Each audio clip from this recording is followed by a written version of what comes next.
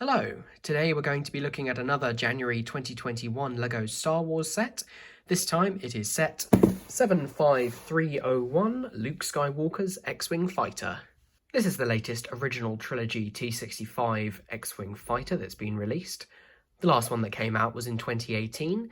That set included many more pieces than this one, although it also retailed, at least here in the UK, for nearly double the price. I bought this set for its retail price of $44.99, and that gets you 474 pieces, including 4 minifigures, if you count one astromech as a minifigure.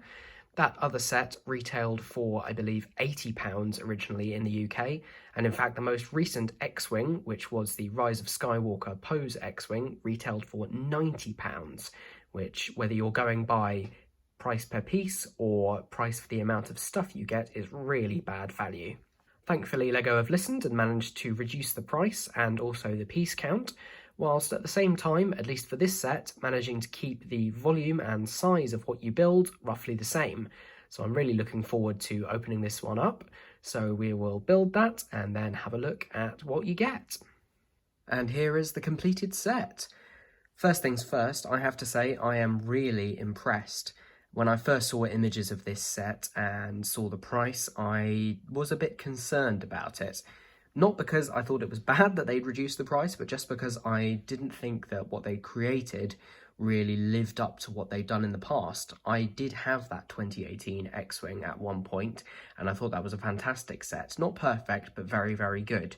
And this one, when it first came out, I wasn't sure about. However, having now built it and had a bit of a play around with it, I can say that although it isn't quite up to that one's standard in most ways, there are quite a few ways that this set actually improves upon that predecessor.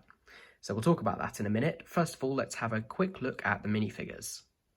We'll get the most common minifigures out of the way first. So here we have R2-D2. As far as I can tell, there's absolutely nothing different about him in comparison to the R2-D2s that have come out recently. And although I am not Jang, I seem to have got one of his misprinted astromech headpieces. It's a very wonky printing there, unfortunately, but it's always good to get an R2-D2 and is absolutely essential to go in an X-Wing. Next up, we've got Luke Skywalker. This one seems to be identical to the one that came out in the most recent AT-AT set, as well as the Junior's X-Wing that came out before then. Is actually more accurate to this set in his X-Wing uniform, whereas in the AT-AT he should have been in his Snowspeeder uniform and wasn't. The minifigure comes complete with a lightsaber and also has a double-sided face, and there's his expression with the goggles raised. And this is the second most interesting figure in the set, possibly the most interesting for some people, given that she's only come out in one set before in this form, and that was the expensive Tantive 4, or Tantive E4, however you want to pronounce it. This is a fantastic Princess Leia, complete with the printed dress piece, which looks amazing, printed on both sides. She comes complete with the blaster, and also has a double-sided face, and that's her alternate angry expression. And last, but definitely not least, we have General Dodonna. This is an exclusive minifigure to this set, and also it's an exclusive minifigure in that it has never been released before. It's a very good minifigure. Not quite sure why they've given him a blaster, given his role in the film is definitely non-violent, but it's a nice inclusion nonetheless. Brilliant prints on the front, and he, like the other two human minifigures, also includes a double-sided face. And that's his second expression. I'm not quite sure what that expression's going for. It looks like a weird mixture between angry and sad. A little bit strange, but it's definitely a nice alternative. So with the minifigures out of the way, we can have a proper look at this X-Wing. Now, the first thing to say is that in terms of size, it's almost the same size as the previous X-Wing, the 2018 one that I mentioned before. It is ever so slightly smaller. There are some great comparisons online. I'll try and link to some in the description below. Having said that, it's not so much smaller that it feels like they've cheaped out. This is in comparison to the TIE Fighter that came out to go alongside this one. I don't have that set, but having looked at some pictures versus the previous TIE Fighter set, it's definitely a lot more obvious in that case than it is in this case, the amount of money saving that has gone into creating that and the number of parts that they've managed to save. Given the number of pieces that make up this set, it's very impressive. The features of this X-Wing remain very similar to previous ones. Firstly, we have an opening cockpit just here with space inside for one minifigure. There's a small printed control panel at the front there, but nothing else. There's a slot for an astromech facing forward just behind that. We have some spring-loaded shooters, which are on the undersides of the lower wings, just one on either side. As well as that, we have the ability to open the wings, and in this case, that is just this button here. You press and the wings open, which looks great. And the actual folding open of those wings and the closing as well is achieved not with elastic bands as it has been on almost all the recent LEGO X-Wings, but actually just with the friction inside this Technic mechanism here. I'm not a big Technic collector.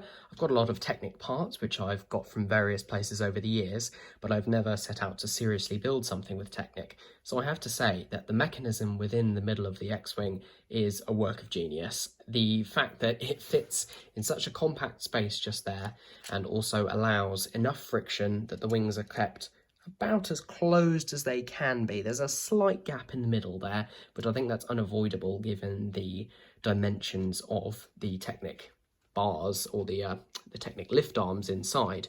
But the fact that you are able to just open them just with a single push and then just close them again. There is no button to close them, there's no quick release on the bottom, but I think that's absolutely fine given what they've managed to achieve here. That was part of the reason that I bought this set. I just had to have it to see what on earth was going on in the middle there to make it work. Again, it's not perfect. It looks slightly lopsided because there's a bar here and then a gap there, and a bar here and a gap there. And the same is true, just knocked off one of the landing struts. The same is true on the underside, where it doesn't matter so much. I do plan on putting out a mods video in the near future. I have worked out a way of filling both of those gaps. I just need to get the correct parts in the right colours. In the meantime, I will link to a video by TommyCBricks, who's done a great series of mods on this same model. And hopefully you'll check that out, and then I'll have my own mods video out as soon as I can. This set, for the first time in a while, actually includes landing gear on the rear of the X-Wing. You can see them here and here. They're actually using ski pieces, just like that, and those fit on there. Brilliant piece of upside down construction. They don't retract, unfortunately, but that is another mod that I have worked out and I'll showcase in a previous video. One place where this model actually falls behind, though, is the front landing gear. You can see it just here. It looks absolutely fine, but unfortunately there is no easy way to retract it. The only thing you can really do is to pop off that ski there, which is actually just held on. It's a clip there, but then into one of these ratcheted hinges, which I have seen before, but never in a place that has got so much, not that it's got structural integrity, but given the amount of weight it has to support there, it seems very odd that they chose to make that the connection. Again, I'm going to see what mods I can do to try and improve it. One final thing to say, as I'm aware I'm rambling quite a bit, is about the new pieces that are used within this set. You can see them in the engine intakes at the front here, which are actually 3 wide, as well as some of the pieces inside the engines. I'll link to a good article about those, where you can take a look at some close-up photos of each piece. So, overall verdict, this is a great set, if you hadn't gathered that from the way I've been talking about it. Is it as good as that 2018 set? Yes and no. In an ideal world, we'd have something which was a mixture of the two things.